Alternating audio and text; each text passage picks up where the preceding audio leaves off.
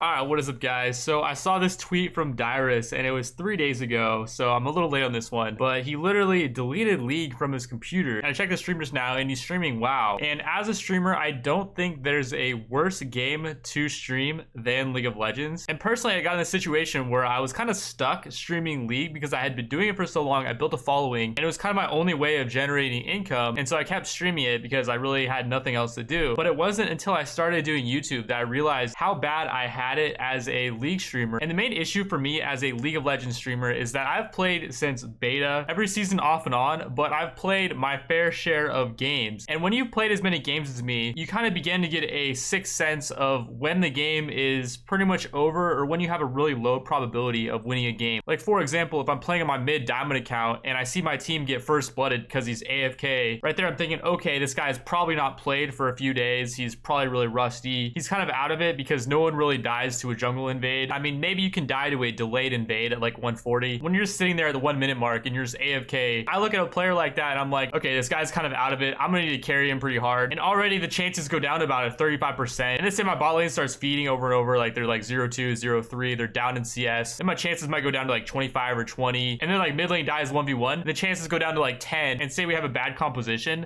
then the chances will go down to like 5%. When I look at a game like that, I'm like, okay, 5% chance of winning. I play to win. So I'm not going to play that out. And as a streamer, I can't give commentary when I know in my head I have a 5% chance of winning the game. As a YouTuber, if I ever have a really low chance of winning the game, I will go to my other screen and I will start editing a video. But as a streamer, you have to just sit there and then just stare at your screen blankly. And you can't give good, interesting commentary or give good content when your whole team's feeding and like your lane's just like a passive farm lane. Nothing's really happening for you. And I've said it before a million times and I'll say it again. You should be able to leave games whenever you want. Like if you leave games excessively, like say you leave and you have like a 50-50 chance of winning and you'll always leave in that scenario, your elo is just going to keep dropping and you're going to be stuck in like bronze. Personally, my philosophy is I go into every game with the mentality that I'm going to improve my mechanics. And especially if I haven't played for like a few days, and you'll notice this season, if you look at my profile, I'm like hard stuck Diamond 5. I go through periods like a few days or even like weeks where I don't even play on my high elo account. And so when I'm coming back into the game, I know my mechanics are going to be rusty. So I just expect like to int 10 or 15 games in a row, but then after I've inted all those games, I'll start getting back in my A game and I'll start performing really well and I'll eventually climb back up. But when I look at each game, I'm not like, oh my god, I have to win this game or it's the end. And like I'll get to a point where I'll stop inting, I'll stop feeding, and I'll actually start carrying games. And the problem for me pretty much every season is that when I'm playing in those 10 to 15 games, I'll just leave one of those games or like I'll just feed hard and like I'll just go AFK. And then I'll end up going on Reddit and Riot will ban me. And so I never get the chance to get to the point where I'm actually like pulling out the god tier mechanics. And to me, the most strange thing that I've ever come across is the fact that Korea has the second most players in the world. And to even play in Korea, you have to have a South Korean social security card. So it's not like Chinese or Japanese players can play in Korea. No, you have to be a South Korean resident to even play on the South Korean servers. Yet they only have a population of 51 million. But meanwhile, NA has more than 6 times the amount of people. South Korea only has 50 million people. NA has 300 million people. And that's not even counting like Canadian or Mexican players. And to be fair, LAN is in Florida. So you could add on the 4%, but that would only get you to 15%. And that's assuming every single person from LAN is playing in NA, which I don't think is true at all. When I go to LAN servers, all I see is just Spanish. Like I do not see anyone speaking English. And let's not forget about the 36 million people living in Canada. Where are they going to play? Obviously on the NA servers. There's nowhere else for them to play. When I play League of Legends, I don't get this competitive vibe. Like for example, I could have a 0-10 bot lane and I'm like 4-0,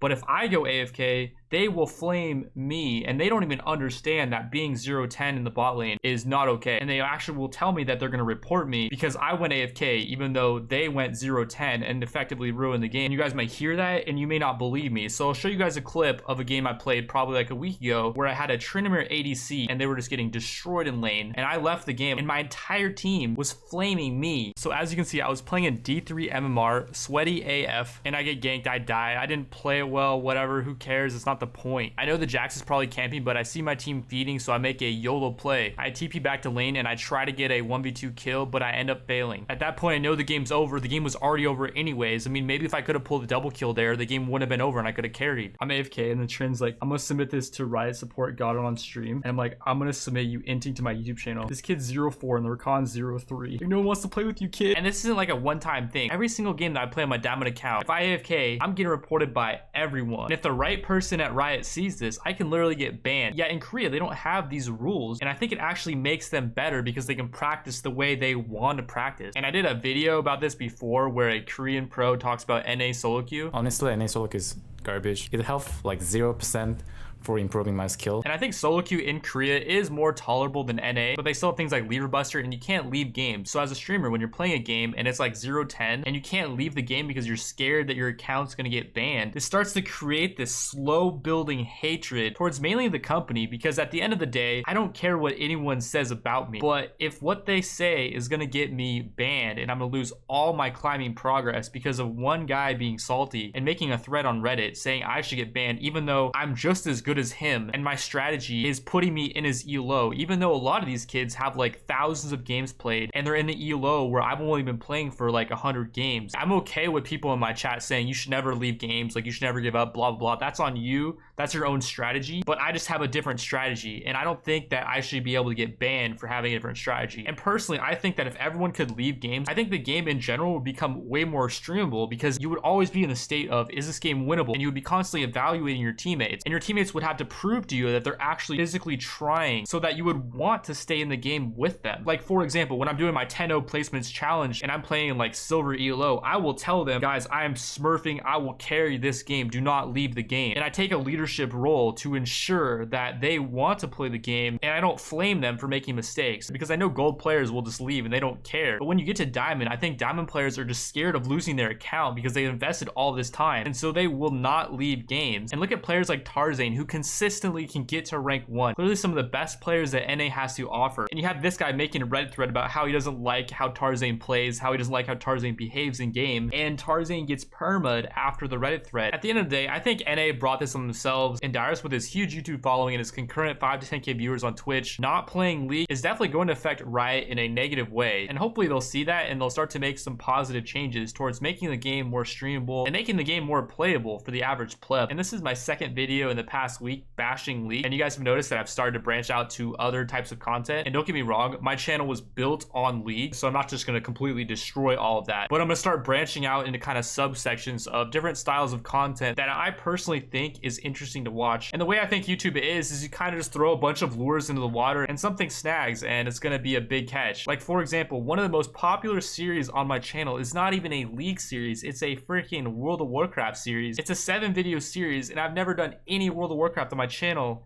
ever, but people really seem to like that. And speaking of which, they're actually launching a new server next week, which I'm going to do a video on following this video, so I will continue that series. I'm also working on a Rust series as well, which is going okay. Like this video I uploaded 2 weeks ago, it got 48k views, which is pretty big considering I've done less than 10 Rust videos on my channel. And like one of the first Rust videos I ever did on my channel got 454k views, and I have been running my own custom Rust server, which if any of you guys play Rust, you can check out. Just join the Discord below. And then finally, I just started a Mountain Blade series, which I don't know if it's going to do well at all, but that's the thing with YouTube, like you really don't know what people are gonna like. And one thing I've been thinking about is that someone can look at Dyrus's channel and they'll be like, oh my god, he's only getting 562k views and he's got 800,000 subscribers. He's consistently losing subscribers, and they see that and they're like, oh my god, he's killing his channel. I don't necessarily think that's true. I think it's more of a purge of the viewers that only are there for League content. And I think when Dyrus does make more interesting YouTube content, you're gonna see his subs and his views turn around. And I think you're already seeing that for his Twitch. If you look at his Twitch social blade, he's getting massive amounts of views, and he's also been gaining a lot of followers even though he's not streaming League. Like if you look at his Twitch, there's no League streams. It's crazy, he actually streamed Mountain Blade. I've tried to do that in the past, but I don't think Mountain Blade is a game that people will watch. At least for me, I don't know how to make a Mountain Blade stream interesting, but I'm trying to make a YouTube Mountain Blade series interesting. And just in general, if you look at all his recent videos, no League of Legends at all whatsoever. And today I checked his channel, he had 5.5k viewers, and I'm sure he saved up a lot of money, so I don't think he feels any pressure to be streaming League like a lot of struggling League streamers and YouTubers are. And some people that look at what he's streaming and what he's doing on YouTube will say, oh, he's just doing that because that's what he he enjoys, this is what he does for fun. But actually, I think it's a smart move to start distancing himself from league content, similarly to kind of what I'm trying to do, because yes, he may get less viewers in the short term, but in the long term, it's going to be the right move for him, especially because Riot Games is not benefiting their own game in the long term. So I really think what Dyrus is doing is smart, and it's something I've kind of been doing as well. Like I said, I'm not going to completely cut out league content because I'm not in a place that I can do that. And if I'm going to be completely honest with you guys, I actually enjoy playing League on my own terms. And right now I'm working on a lot of different stuff. Like I'm working on my Mountain Blade series, my Rust series, and the custom WoW server is starting up next week. So that's 3 series right there I'm trying to actually make work. So for the most part, I'm going to put my League stuff on hold. If there's stuff League related that I can talk about, I will. I know a lot of people that follow my channel do enjoy League, so I will get back to doing that type of content, definitely within like the most, maybe like a month or so. And my plan is I'm gonna start on a fresh account, and I'm gonna try to get an insanely high win-loss ratio, and I'm just gonna make this epic rank push and just kind of see how high I can get with the good win-loss ratio. And yeah, that's all I got for you guys in this video. Major props to Dyrus for giving a big FU to Riot, and I want to get out another video within the next few hours talking about the WoW Ascension server, just kind of hype it up a little bit. And so yeah, I will see you guys then.